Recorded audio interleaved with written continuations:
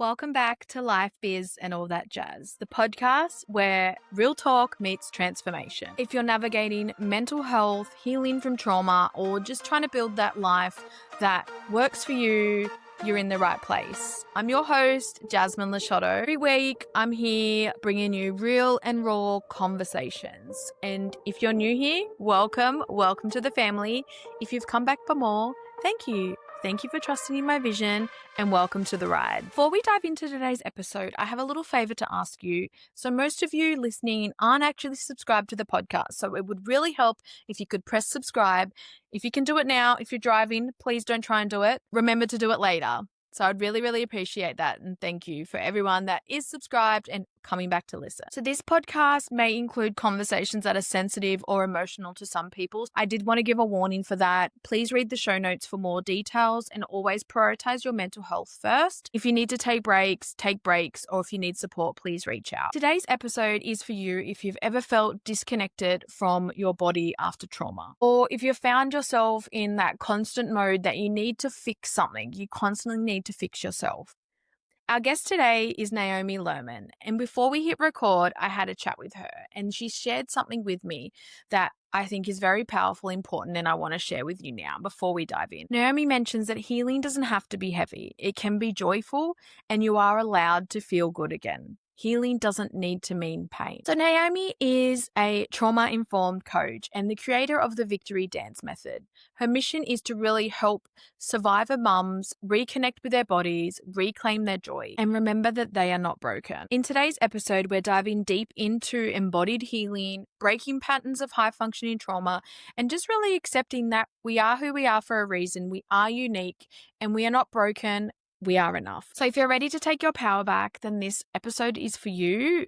Let's dive in and welcome Naomi. Naomi Lerman, welcome to Life Biz and All That Jazz. Thank you so much for having me. I really appreciate it. Thank you. Thank you for your time. I'm really excited for our chat today because when we had a chat earlier, and something that really stuck to me is your way of thinking about healing and, you know, that we're not broken. There was a lot of terms that you used that really relate to everything that I share myself and also a lot of our guests share on the podcast. So to start off with, I really want to take it back and let everyone listening know what life was like before you had your transformation and before you started your healing journey, because a lot of us, you know, we're at a starting point and we kind of want to hear the start of it and then, you know, see how it all unfolds. So I'd love to hear it from your point of view. Yeah, incredible. So I grew up in Canada. I have one sister and it was a really special, nice upbringing. And at the same time, my sister had a lot of health problems. So I was left alone a lot and I struggled a lot with bullying. My parents were often with my sister. So it was a lot of time alone. And then again, with the bullying sort of on top of that, it was sort of a struggle from the beginning. I always felt like an alien, like it was a mistake that I was put on this planet and like perhaps maybe someone had made a mistake. And I started to really notice that I fell into depression and a lot of negative thinking and negative ways of dealing with it on the inside, but externally I came across as like I was a performer from a very young age, a singer, dancer, and actress. And I presented as this very well put together kid who could handle it all and was managing everything. I was also a national level synchronized swimmer on top of performing professionally as a singer. So like I had so much going on, but then inside I just felt lost. I felt like I'm not enough, that nobody really notices when I'm struggling. And I sort of moved my way through life like that. I was diagnosed with bipolar 2 disorder around the age of, I think it was 17, 18. I could be, these sort of timelines, they're not always exactly on the money when it comes to timelines. But I was diagnosed with bipolar disorder, put on a ton of medication, and just sort of told if I just keep taking this medication, I'll feel better. It'll all work out.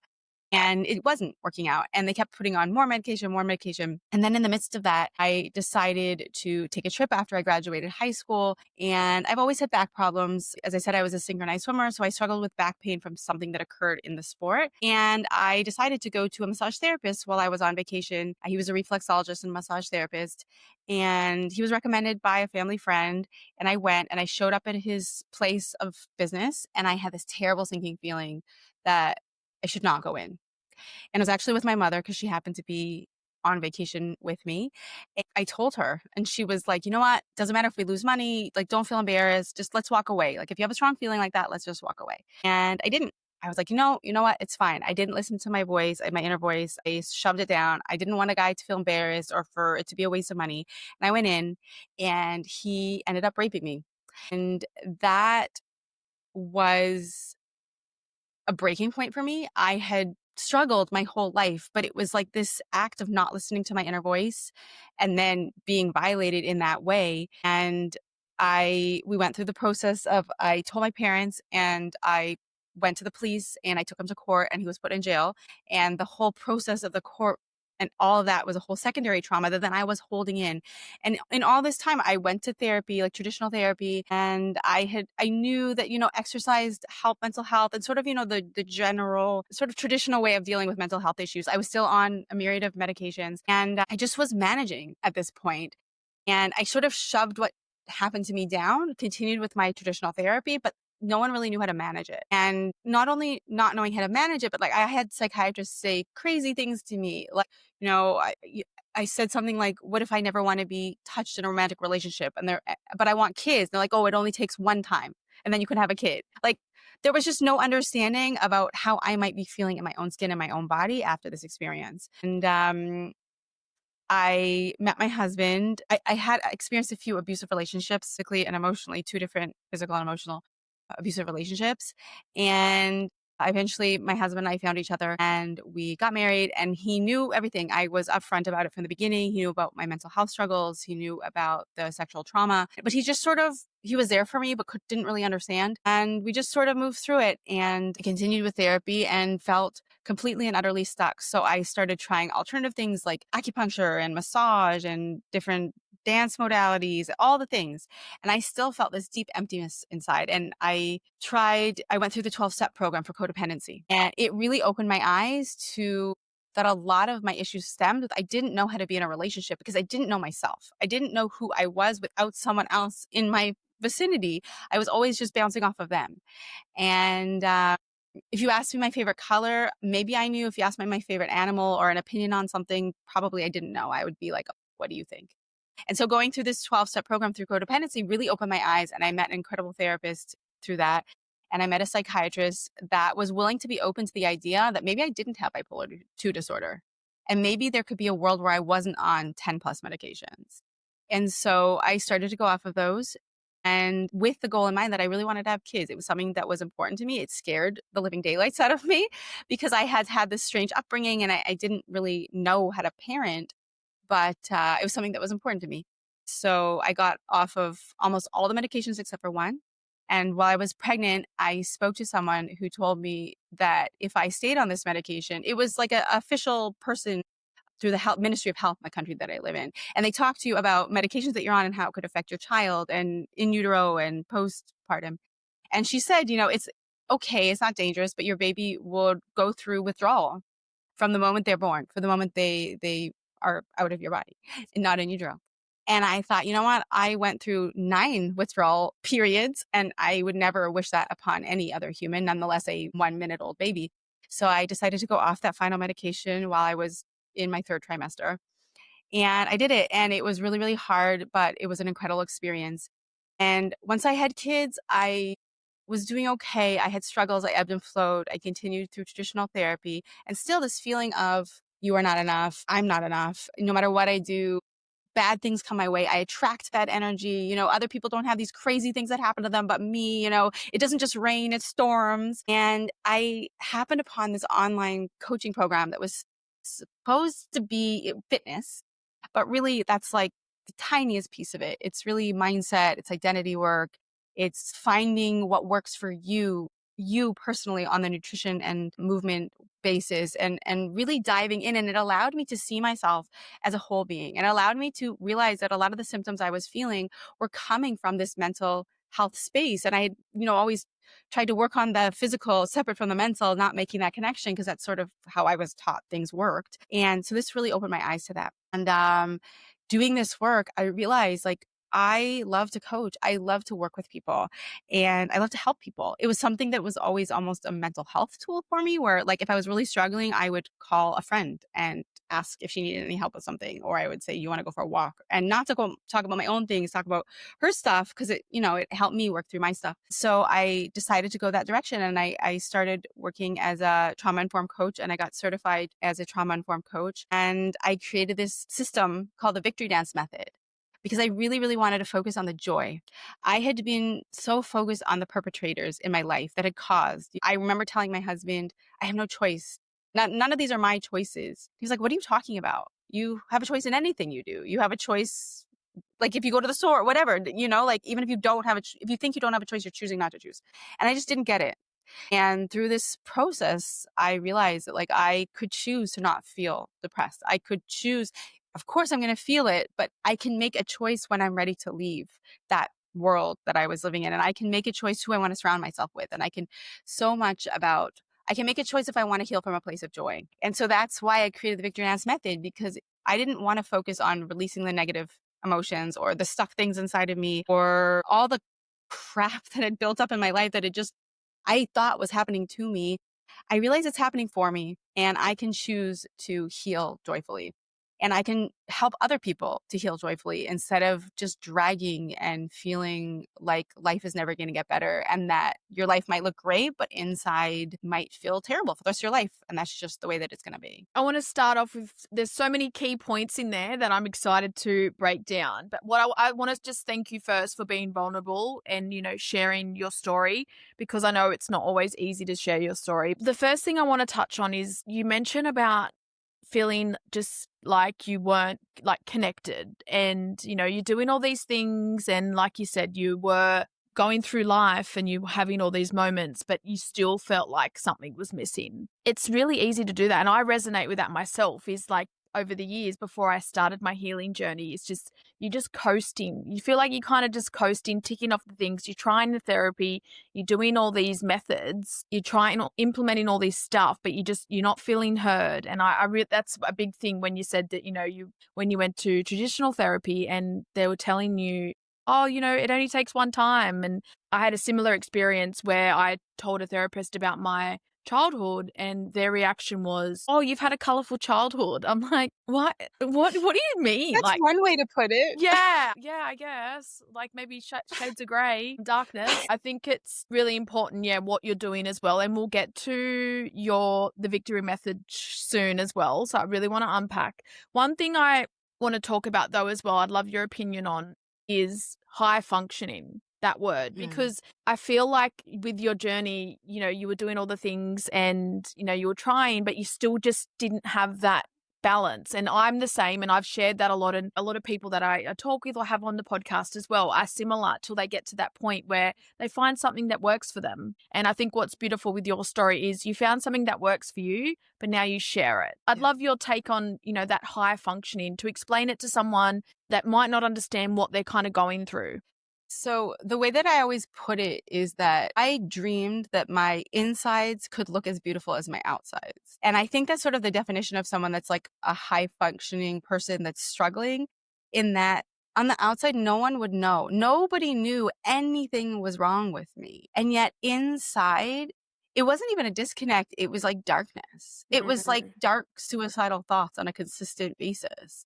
And I just kept shoving it down and trying to deal with it with the modalities that I had access to. But it's like admitting that your insides are nowhere near what the world sees you as. And that when you can actually have that awareness and that acceptance, that's really the path to when my healing cracked open. And that like, I sort of decided, okay, I can look high functioning on the outside, and on the inside for the rest of my life, I'm just going to have to feel terrible all the time and feel like I don't want to live in this world and that it was just a mistake for me to be here. And I had to choose, I had to have the awareness and make the choice that that's not how it had to be forward. And also surrounding myself with people that understood that was really important.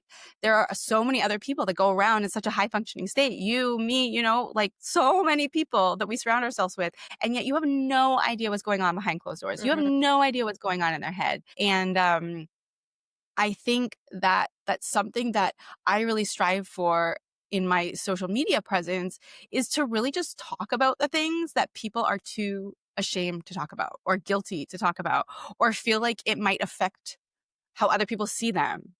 Because at the end of the day, the more I can talk about it and the more people can see, oh, like she's high fun. I have a master's degree. I have 3 kids, like I'm living a great life. And yet and I've done all this healing and I run a coaching practice. And yet I still struggle with panic attacks sometimes, and I still have dark moments and I still will just find myself thinking some like weird suicidal thought, but that's okay. There's nothing wrong with that. And that we can continue to live and function. And I actually really don't like the idea of high functioning because it almost feels like over functioning, like, do we really need to high function? We just need to function. Yeah. And we don't not only function, we need to thrive. We need to be joyful. We need to feel magic in our lives and beauty. And high functioning just feels like a misnomer, and B, like it takes away from the life we could actually live if we had the awareness and the tools and the ability to realize that our outside life can almost most certainly match our inside life. So I think as well is, like you said, with the high functioning term, it is just functioning. We kind of understand and have that acceptance of who we are is who we are, and we're going to have our bad days, we're going to have our dark thoughts.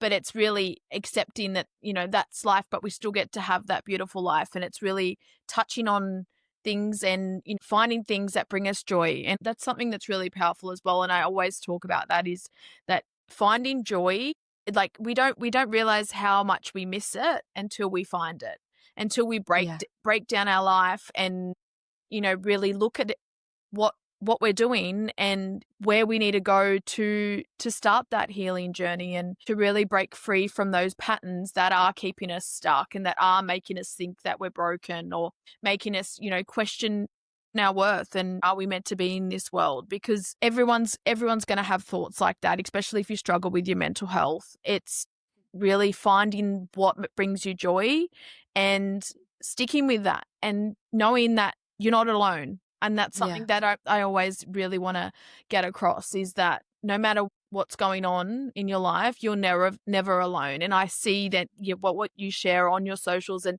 that healing out loud as well is something that, I'm very proud of. And do you feel like sharing what you share also helps? You're obviously helping relate to other people, but do you feel like that helps with your healing journey as well? Yeah, because I think a lot of times I might hesitate. I'm far enough, I've done enough that like maybe I shouldn't talk about this, but then that's just me falling into old patterns and pushing things down. Yes. Whereas this allows me to talk about things. It gives me a platform. I don't overshare, like there's purpose to what I share, but at the same time, it allows me to say, you know what, I'm still feeling this and that's okay. I remember I used to have this ridiculously unattainable goal of the term happy. I wanted to be happy. That was like my goal. Happiness was never feeling sad, never feeling any low moments, never having never getting mad, never like, well, who's that? That's like a robot. Like that doesn't exist.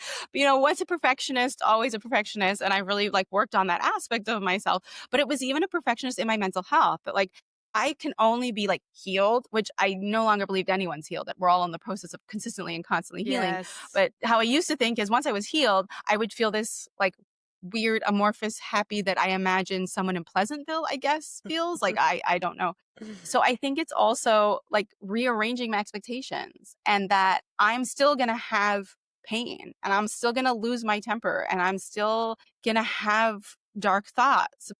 Doesn't mean I'm bad. It doesn't mean I'm broken. It doesn't mean something's wrong with me. It actually means I'm human, which is super beautiful, and I want to be human. I want to grow that inner light that I have of mine. That is what makes me human, and just keep growing it and sharing it and allowing other people to grab from that light in a sense that helps them ignite theirs. Because we all have that light, and trying to almost be that happy person that never feels sad is almost extinguishing that light, because lights like a fire flickers, right? It's never a consistent thing. So how, in a sense, could I as a human be this like consistent light?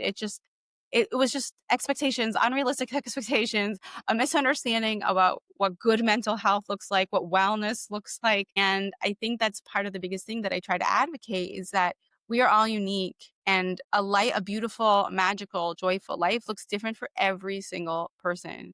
And it's also really how I focus in my coaching that like, yes, movement really helps mental health and it helps move stuck emotions and it helps your body know that you can do hard things on a physical level. So therefore you can do hard things on a mental level. Like there's so many benefits, but how that looks for every individual, it could be like heavy weightlifting. It could be, I don't know, polo, it could be rugby. It could be Nia dance. It could be, I don't know, like there's so many different ways that there's no prescribed way for you to feel your best, most bold, visionary, magical self.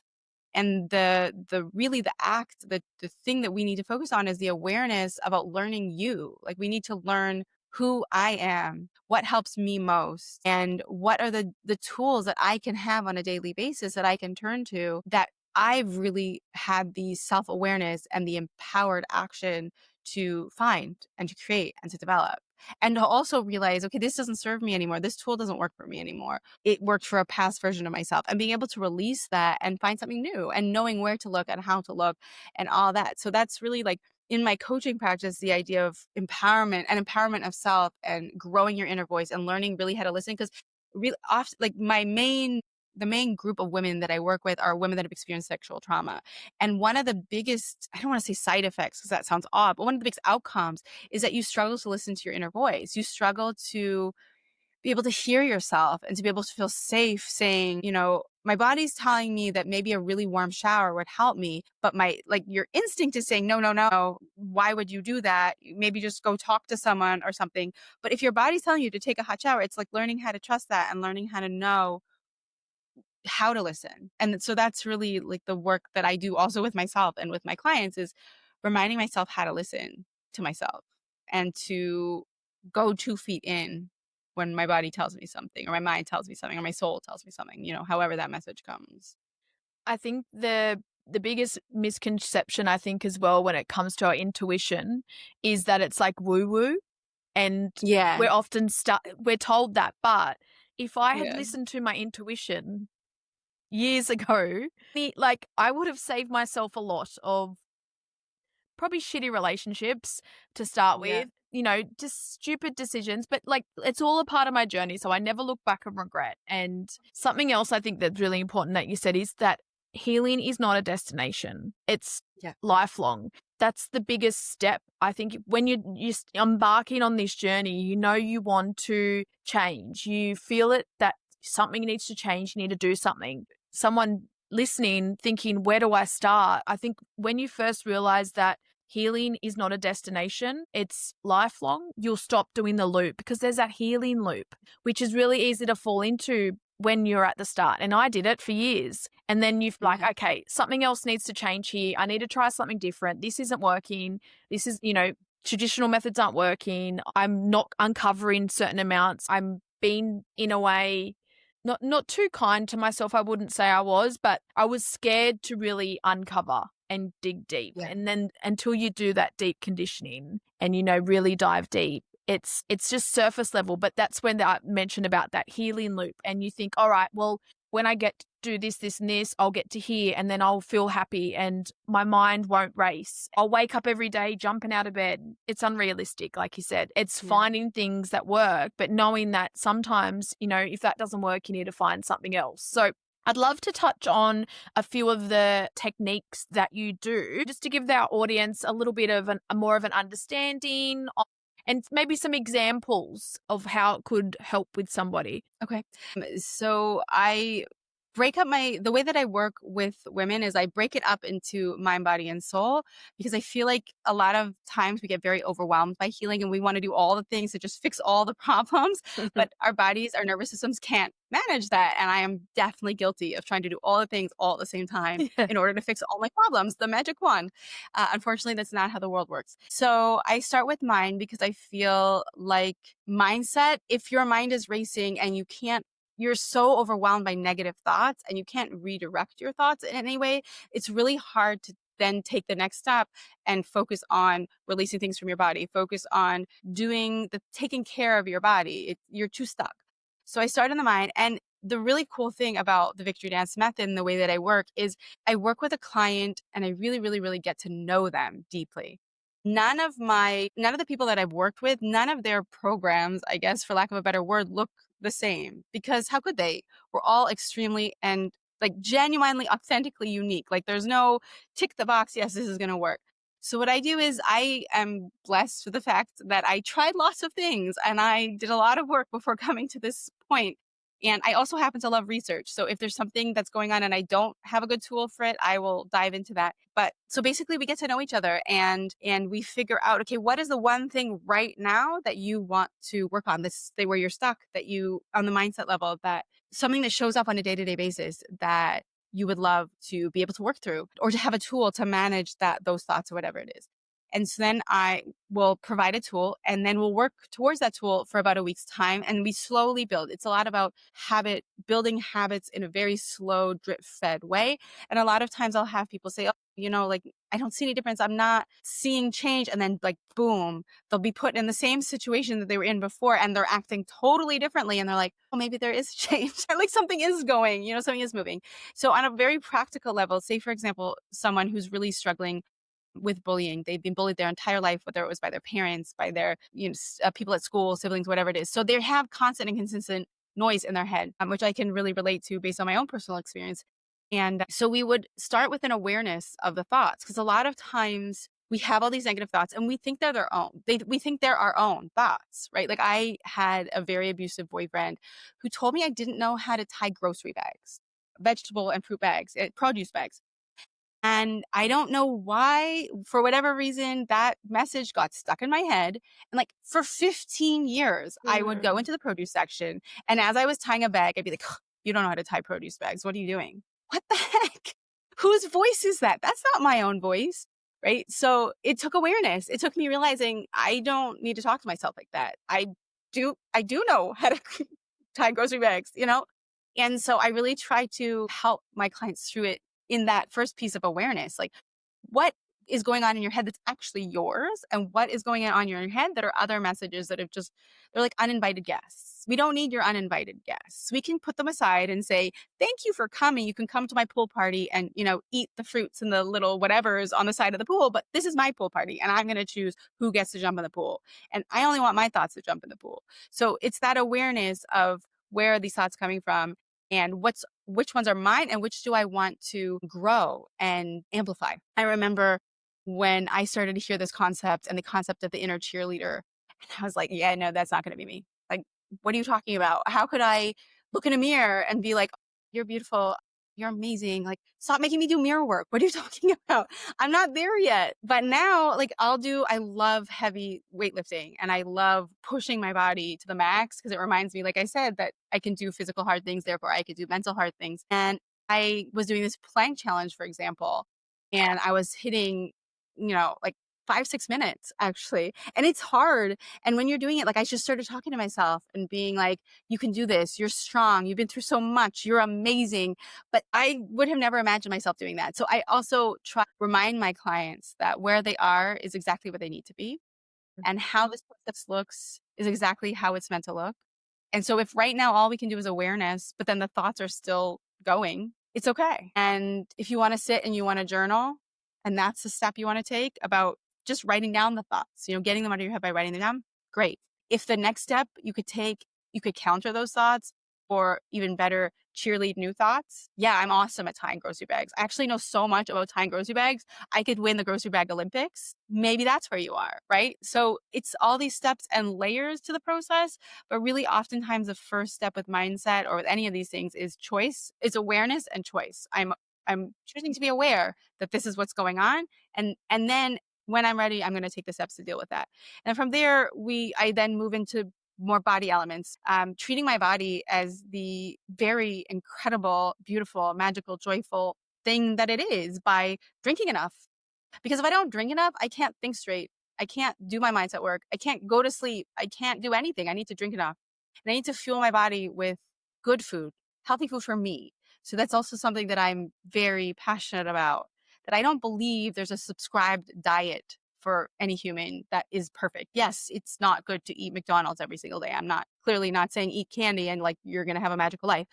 But there's certain things, and I use this example, like I have anaphylaxis to almonds. So for some people, almonds are like an incredible source of nutrients, but for me, it would kill me. So just like that, like there are certain foods that might not be good for you, but are good for me. And we need to figure out with the awareness and the choice, what's great for you, what makes you feel awesome. And the end goal is energy. We want ourselves to feel energetic. We want ourselves to be able to do this mental health work and this healing work.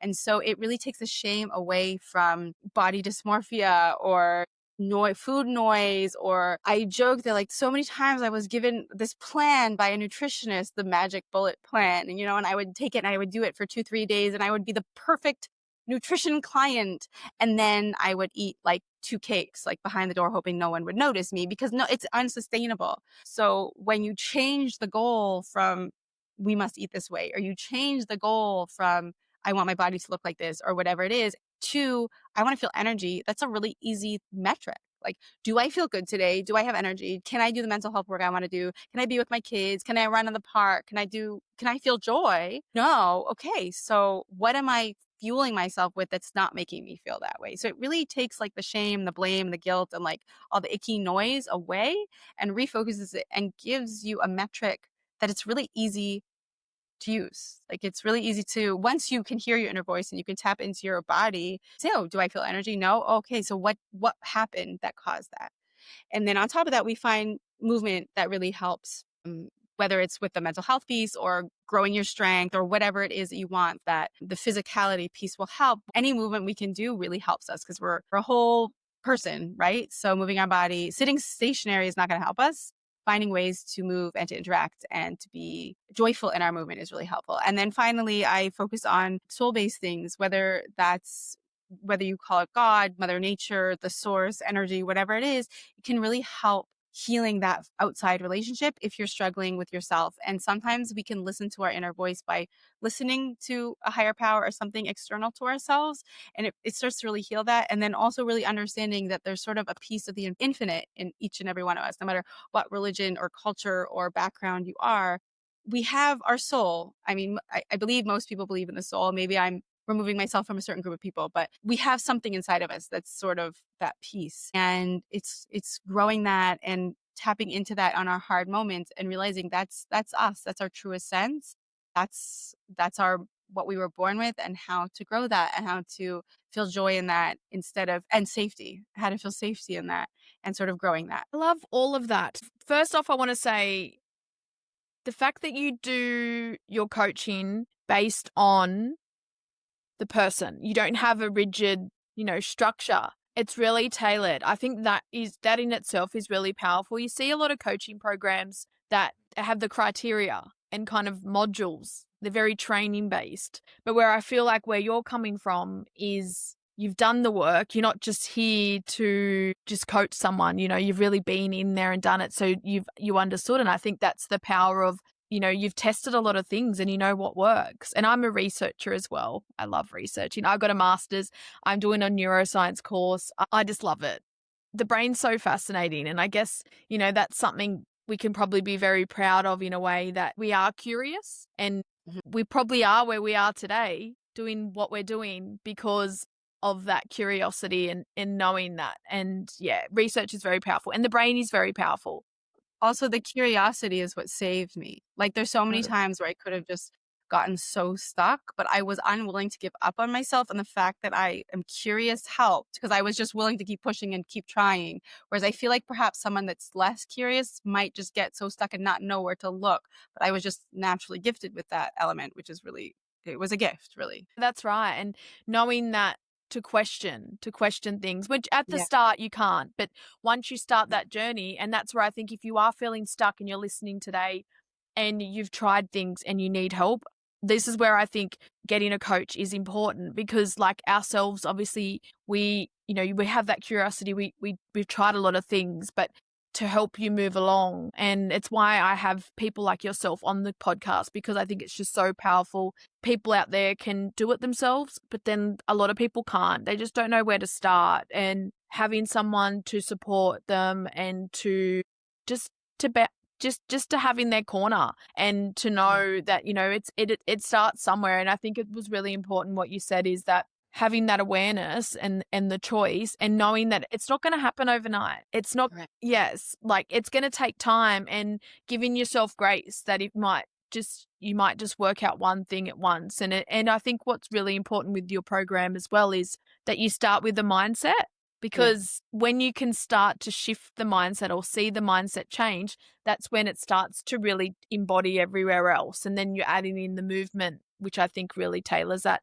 And the diet is really important, and something that like kind of frustrates me, because I'll hear and just talk to people, or, through other conversations, that people will go to the doctors and they'll be struggling with anxiety or depression, and they don't even ask what their diet is. Most I of know. the time Don't ask how much coffee you're drinking, how much sugar, what's your sugar intake. Like that's science. We're not talking like woo woo. We're not talking like not traditional. It's like you're literally spiking your blood sugar and telling your body that you're in danger, but no doctor asks you how much caffeine you're taking or how much sugar, which is like really like it's just science. Like it just seems so weird and silly to me. Like, I did hear that doctors, Western educated medical doctors get like one class in their entire medical degree of nutrition or something like that. So like, Yes. yeah, you're not going to think of it if maybe you took it in your first year and it's been like 30 years since you took that nutrition course, but it's just so interesting. It's such an easy fix just to like switch a few things up, and it can have incredible results. And you're not getting put on a medication that might have a million side effects. Like suicide might be the side effect of the medication you're taking, your suicide ideations, like never read the side effect portion of medications you take. It's scary, but like maybe you need the medication, but maybe try regulating your blood sugar first and see if that helps. And then if it doesn't, yeah, for sure, you might need medication, but try a low-hanging fruit first. I don't know.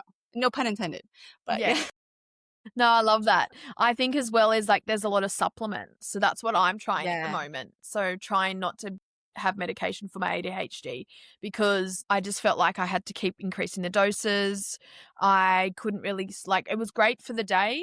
I could focus. It really did quieten my mind. Like, and that's where I'm now 2 years sober. So I used to drink wine would quieten my mind. That's what I would have at the end of the day to switch off. And it got to a point where I was like, well, I can't, I knew that that's where my healing journey was being blocked, and removing the alcohol, but then also trying a lot of other things, and coming to a point where I'm like, all right, well, officially been diagnosed with ADHD. I'm going to try some medication. I tried the medication. It did help a little bit, but then I just felt like I was doing everything else. It wasn't that quick fix kind of thing that I thought that I would have when they tell you it's going to be. Well, yeah, they like, and it was quite a different experience too, because it was later on in life that I'd been diagnosed, and I'd already gone my whole life coping and having all these coping mechanisms that weren't necessarily healthy, but they also helped me be able to take a little bit of control of my mind and be able to look at things in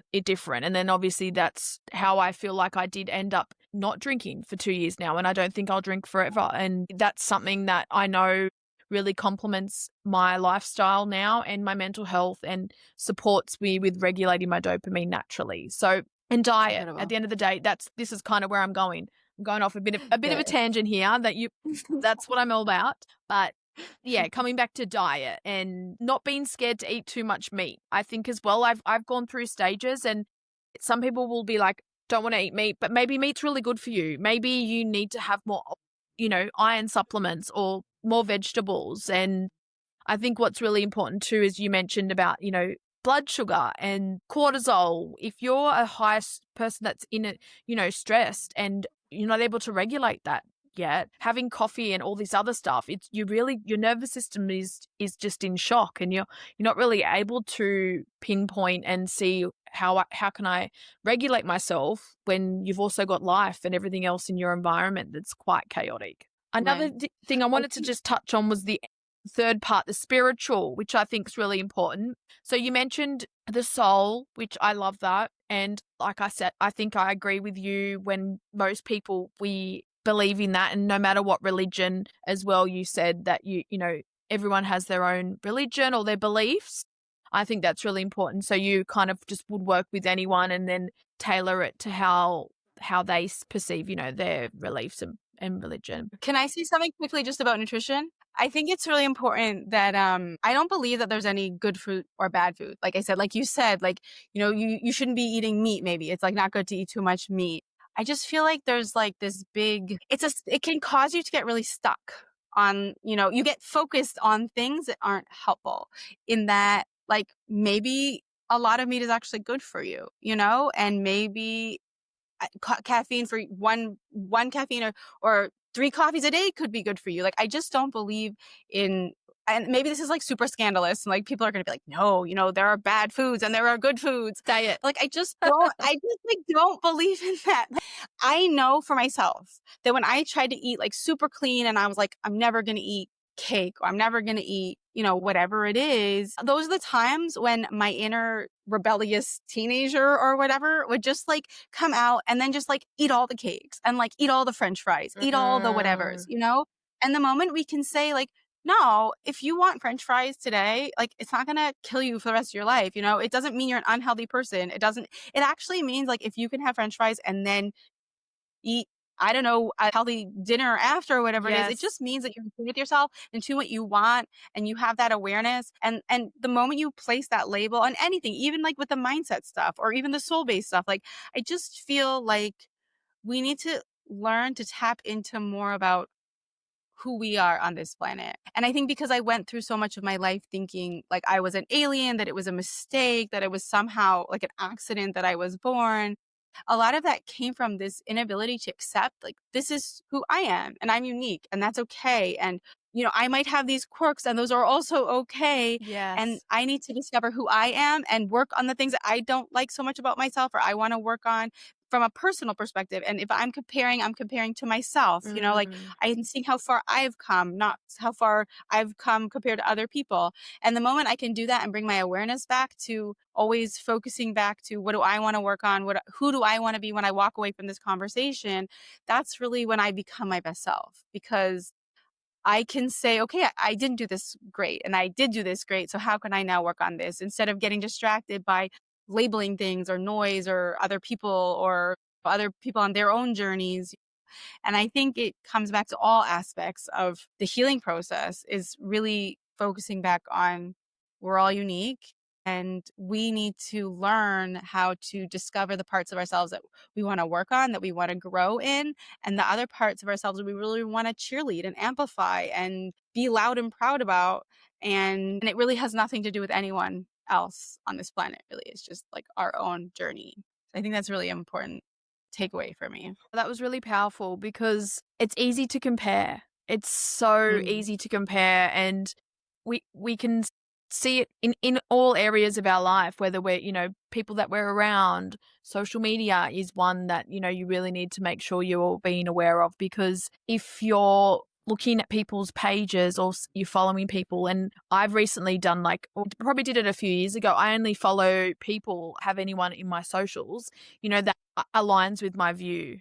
Or amazing. Yeah, because I want to go on there when I am on there, and especially having a marketing business, I have to go on there and, do research and stuff like that. And also I love going on there and just like connecting with other people that are doing the same thing as me, because it's inspiring, it's uplifting. But knowing that what you're comparing yourself with isn't necessarily going to be the truth as well. You don't know exactly what it is, but they're not you. They're not. And that's something I really love that you explain, is like we're all unique and all of us are on our own journey, and it's a beautiful journey. And I think it's, really accepting that no matter what happens and where we're going, it's ours. It's our journey, and we get to rewrite our story every single day. We get to turn that page and have that new beginning and create the joy. I think also as part of that, like accepting what's can't serve me right now. Like maybe I'm someone that really likes sad music, but the phase of my life that I'm in right now, if I put on some like album that's going to make me super sad and I'm not going to function for 3 weeks, like maybe not a good idea. Like maybe I'm someone that really likes like movies about health problems, people that are like have to struggle with health problems, but right now that might not be something that's serving me. So I can accept that about myself and say, okay, for now, I'm not going to access that. And it doesn't mean that anything's wrong with you. Like, I feel like a lot of times people try to force themselves to be normal and to be able to like listen to things and watch things and hear things. And not filter things to what's going to serve them right now. And it's Mm. so detrimental. And it's that acceptance of, okay, for now, I'm only going to listen to uplifting music. For now, on my social media, I'm only going to surround myself with people that uplift me. And it's not like a lifelong sentence, like, I'm never going to expose myself to anything, but it's okay. We all have different levels of sensitivity, and we all go through ebbs and flows of things that work for us and don't work for us.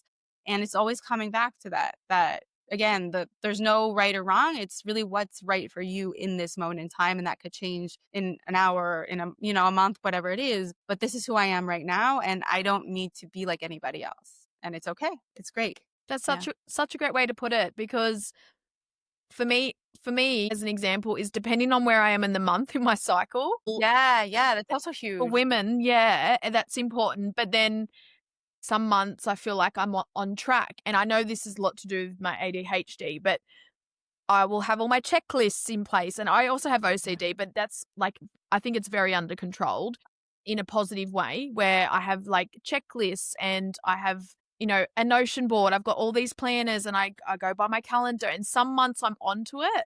And then sometimes I will fall off track and I'll be like, all right, not go to the gym as much. What's happening in my life to see where I can kind of adjust and get back on track. And I think something that's been really important for me is that removing that expectation of the perfectionist. And I know Yeah. we mentioned that, at the start, and knowing that like you don't have to, the only person you have to show up for is yourself, and you can have a bad day. Even if I didn't get everything I wanted to do on my to-do list, and I overcompensate, my to-do list is always way too long. I don't have enough time in the day. Yes, and I'm on my own too. I don't have kids, so I take my hat off to you. You busy lifestyle, doing everything, and you do utilize my time quite well. But then I'm still like, I would love some more time in the day, and knowing Yeah. that sometimes you're going to be able to stick to your plan. Then there's going to be days that you don't want to, and I think that's all a part of just accepting that And it's not getting process. stuck in it. Like, Yes, not yeah, that's thinking that it's like the apocalypse because you didn't stick to your schedule or because you stopped working out for a bit. Like, for me, I used to be like black or white. Like, I didn't work out this week. Okay, well, I'm never working out again for the rest of my life, Like, no, it's okay. And it's being able to learn how to get back on track and not to get stuck in the shame and the blame, and like feel it. Feel that uncomfortable feeling that I didn't stick to my plan, or I didn't work out, or I didn't eat the way that I wanted to eat. And it's really important to feel it and not to just push it away and be like, no, I must feel joyful. But also taking that next step and saying, okay, this happened, but it's not who I am. And who do I want to be? And then moving towards that. And whether that's like, okay, so you go for a walk this week, but it doesn't mean jumping back into that original over-planned version of yourself, which works sometimes, and that's awesome. It might mean, a little bit of a varied version of that, and that's okay. Like, especially like you said with women, like we work on a 28-day cycle, or however length your cycle specifically is. I'm sorry, I don't know if the honking outside is very loud. it's all So good. we work on a we work on a cycle, and it's realizing that there are some days that if you feel really dragged out, it's probably because it's your body telling you something. And also something that came up for me when you were talking is using these things. I didn't understand this, and now I use this tool so much, is using these things as a sign that something is not being released, something I'm not managing, something maybe I've overscheduled myself, or I had this interaction with my partner and it's stuck and I didn't really deal with it. So now it's coming out of my life like this. Like, I really try to use these times where I'm not living in the way that I want to live as a sign, as a sort of a like, hey, over here, that maybe I need to take a couple minutes to figure out what am I missing? What have I not been aware of? What am I holding on to? Because usually we don't just randomly do things. We don't just like randomly. It might be because you didn't get enough sleep. It might not even be an emotional level thing, like, but it might be, it's a way to refocus yourself instead of putting the shame and the blame on it or tamping it down or trying to just ignore that it doesn't exist. It's actually the opposite action of focusing on it and saying, hey, this is not how I usually act. Why is this happening? What could I potentially do to change that? And that's like a really empowering process. I feel like a lot of people that struggle with things like fibromyalgia or with pain, these types of things, like you really get stuck in it. And instead of the stuck and the shame, the blame and the guilt and how dare I and why can't I do this and can I just pressure through it? Instead being like, what is my body trying to tell me? What is my mind, my soul trying to tell me? What am I missing here? And just sort of, I had a coach that I love this way of putting it. She calls it a compassionate scientist. So you look at the thing as a scientist in that you're just trying to dissect the situation and look at it on like a very value based, meaning like numbers, not moral value based way, but then also just being compassionate and open hearted and aware about the process. And it really just allows you to step back and look at these things that might be dragging you down so deeply and just making your life a living hell. Instead, it sort of steps you outside of them and says, okay, what's the message here? And it just neutralizes things. So I find that really helpful with my own work and also with my clients. And it's often a perspective that people haven't heard or have never tapped into. And it allows for the empowerment and also just the self-awareness. And it allows for that growing of the inner voice and learning how to listen to yourself instead of just sort of shoving everything down. Very powerful. I love the way that you explained it too, with like the shame and the blame. Because Mm, once you start to do that, and I've been guilty of this in the past, is it just builds up, and it's like it yeah, pushes you down, and you're bottling it down, and you can't have everything around you, and it's not going to, things aren't going to work when you're having that shame and blame. And I think guilt, yeah, yeah, the guilt of huge. not, yeah, once you can release that, and like a lot of things that we've touched on today, is know that it's a process and that you get to create it. I think this has been a very, very powerful and inspiring conversation today. Thank you so much. That's my pleasure. Before we wrap things up, I like to ask a few little questions at the end. So if you can go back to yourself and tell her anything before you started your journey, your younger self, you can go back as far as you want. What would you say to her? That what I would want to say, but I know that my former self would never believe it. But what I would want to say, find a way to be able to say it that she could accept it, is you are enough exactly as you are. Wow. And you are meant to be on this planet exactly as you are. My negative voices are like, there's no way she would ever believe that. What are you thinking? But that's, I am enough. It's always what I need to keep coming back to. Even now, even all the work that I've done, it pops up sometimes. That's really beautiful. Thank you for sharing that. And I think, like what you said, it's important to know that you can we do all the work, and we get to a place where we have the steps in place, we're sharing our journey, but it's still acknowledging that your mind is going to sometimes say something that you don't agree with, but you can't control everything that you think, but you can control how you react to it. And Exactly. and then So you hear yourself say something, but then you can also, the other side of you is saying, no, you don't think like that anymore. Like, and I think that's perfect. The way that you explained it was that, she wouldn't listen to this, but, you still said it from a place where you are right now. And I think that's really, really, really powerful. thank you. Yeah. And so you mentioned journaling as well. Is there any like journaling prompts that you'd like to share? Because something that I always talk about is journaling, and I think it's really powerful to kind of just start. If you don't know where to start, like you said as well, is just kind of writing something down. So is any like journaling prompts that you would recommend, or some So it's tips? funny. I'm like super not a journaling person. Yeah. It's something that I struggled with. I want to be a journaling We, person. So again, like we're yeah. all struggling. And so it's something that I do give clients that's something they tap into, but I am not currently a journaling person. But what I really do love is visualization. So something that I Yes. would recommend that I do that's also coming out from the conversation we just had just now is that, so I do this visualization walk. I call it my visualization walk. I try to do it 2 to 3 times a week, and I do it at night when it's dark and there's less people out. And when I realized with the help of a coach that one of the things I was doing was, it used to be that other people held the key to my freedom. And that's how I live my life. And I've done so much work, and that's really not the case anymore. But sometimes I behave like someone else holds the key to my freedom, me being my true self. And so this visualization is, I picture myself before I leave my front door. I picture myself in a cage, locked in a cage, but I'm holding the key so tight, so tight. And I picture it, and I try to picture every element of it. And then I lean my hand outside the cage, and I unlock the door with the key, and I let myself out. And I walk out my front door, and I go out of my Wow. apartment building, and I start walking. And what I do is I imagine all the things that I believe are controlling me or are in charge or are holding my power. I imagine them in their own cages. Not as like a negative thing, because sometimes it's my parents. I don't want them to be in prison. That's not, but it's that they are in control of their own futures, their own journeys, and I am the one that's now walking down my path. So I picture sometimes it's the bank, sometimes it's shame, sometimes it's joy. I one time was walking and I realized I had given my power away to joy.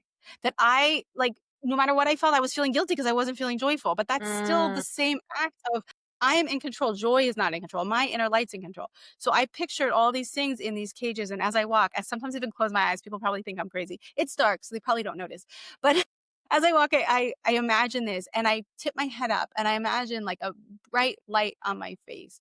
And I love to perform. So stage lights for me are like, feel like home. So I imagine this bright light, these stage lights on me. And I walk and I do my whole walk like that. And so it's this really incredible visualization that I am in control of my future. I am in control of who I want to be. I can choose whatever it is that I want to choose. And I have that capacity. And in the times when there's things that I feel are holding the key to who I want to be, I need to just put them in their own cages, let them deal with their stuff and be okay with that. And I find that visualization has been life changing, honestly. And every time I take it, there are different things in the cages, which I also find so interesting. It's my mind working through things. I don't have to consciously figure out who I'm feeling is in control of me. My mind is just naturally putting people in those cages.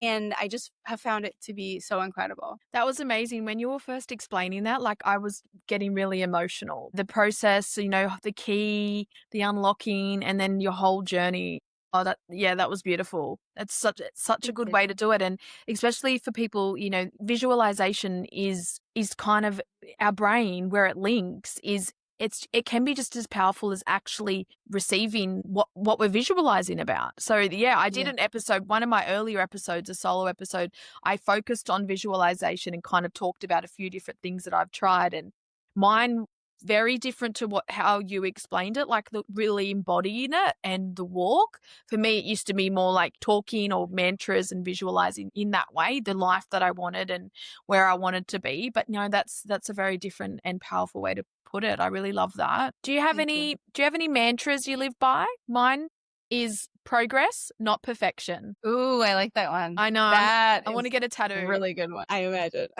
I love mantras. It's also one of those things that I really struggled with, along with like the inner cheerleader. I just felt it was like silly and weird and whatever. Yep. But I started following this woman. Her name is Erin Stutland. I don't know, you can check her out if you're interested. And she does movement and mantra together. So even like workouts with weights, but you're saying out loud, like, I am strong. Create my future or whatever it is. So at first it was hard for me. I would just say it inside my head, but now I actually say it out loud and my kids are like, stop, what are you talking about? Shush. Like they work out with me sometimes. They're like, stop talking. Yes. But it got me used to the mantra idea and I do love mantras. So I am enough is one of my biggest ones. Yeah. When I'm struggling, I remind myself I am enough. And then oftentimes I like to create sort of a mantra for the year. So this year until January, it was trust the magic. And it's something that I've really tried to stick to because sometimes times are hard and it's really hard to trust the process. And it's remembering that it's not just a process, it's actually something magical that's happening to you. And you just got to trust it. So those are two ones right now that are really important to me. They're amazing. Thanks for sharing that. Just touching off on what you mentioned about trust the process. So some of my content that I've been sharing recently, the message I've been coming across is, it's hard to trust the process sometimes. We can say it because it's it's your mantra because you know the process is great and if you trust it, but it's hard to trust it. So something I think that's important too is if you can't find a way to trust the process right now. So if you're listening and, you're in the thick of it or, you're navigating a lot of change and trying new things, if you can't feel like the process is not for you or you're just like, what process? Like you're not getting anywhere. If you can't trust the process, find someone who's done the process and like trust them. Oh, I love that. Yeah, which I think is really cool for what you do as well is, if you can't trust it, find someone that does and listen to them. But I think also like realizing what it means for you to trust. So I say trust the magic. I like to trust the magic. No, yes. But I think it's also realizing what it looks like for you. Like there are some days where I'm so in it that I just want to like go to a forest and like scream my heart out because I can't handle it. I do not want to trust the process. I'm done. Like even now, like I still have moments like that. And that's still trusting the magic. That's me trying to feel and work through it. And there's like nothing wrong. As long as I'm not hurting someone else and I'm not hurting myself, However, trusting the magic books for you is exactly what it needs to look like. And I think remembering that, because it's super hard to trust it when like literally it's like a hurricane outside. You're like, oh, I'm going to trust the process, like no, it's really hard. So it's finding your way in this moment to trust it and just accepting that. And this is what it looks like right now. Yeah, no, that's perfect. Is there anything else that you wanted to share before we wrap up today? I always love this question. It's always like a funny one to answer. It can be little or small, Yeah, no, it's the perfectionist in me. Actually, I was the going to say that's stage part of is my yours. The stage is that's yours. part of my issue with journaling. I think is that like I feel like writing has to be perfect. So like visualization, no one can ever look at it or repeat it, so it's okay. But yes. So what would I like to share? I would like to share that healing is hard, but it doesn't have to be painful. Healing can look joyful, magical, beautiful, bright, all the things. And sometimes it can feel painful, but that doesn't have to be the trajectory of your healing. Because I think that was one of the messages that I got for so many years was that if you want to be this other version, this healed version of yourself, which will exist if you're on all these medications and do all this work, it's going to be really hard. You're going to have to dig deep and you're going to have to re-experience your traumas and you're going to have to do this, you're going to have to do that. And it's just going to be pain, pain, pain.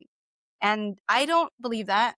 And for personal experience, when I stopped believing that, that's really when I accessed deep levels of healing that I just didn't have access to before because my body was trying to keep me safe. So if I keep telling myself that healing is painful, why would my body give me access to any level of healing? Because my body is trying to protect me from feeling pain. So the moment I could step back and say, okay, healing is hard and it can be joyful, my body's like, okay, we can do this. Let's see. And then all of a sudden it was just allowing me to do the work that I couldn't do before making that mindset shift. Thank you. Right. It was, I unlocked perfectionist level. That was a great way to finish our conversation. Well, Naomi, thank you so much for coming on today. I really appreciate our time together and I'm excited for this episode to get out there and for our listeners to hear it because I think it's a very powerful one. We covered a lot of powerful topics and I think, the biggest one that I want to finish with is that we're not broken. Yeah. We are becoming that next version and healing is a journey. It's a journey. It's not a destination. It's a process. I'm going to put I've got your social media. Is that the best way to get in touch with you? You're on Facebook and Instagram? Yeah, so Facebook and Instagram, you can DM me through there. I also have an email. It's victorydancecoaching@gmail.com. Lovely. For those of you that dislike social media, which I can understand 100%. I'll put all of them in there. So I'll put all the show notes in there and they'll be able to click the links to get in touch with you. Like I said, thanks again for your time. And everybody else, I will see you next week.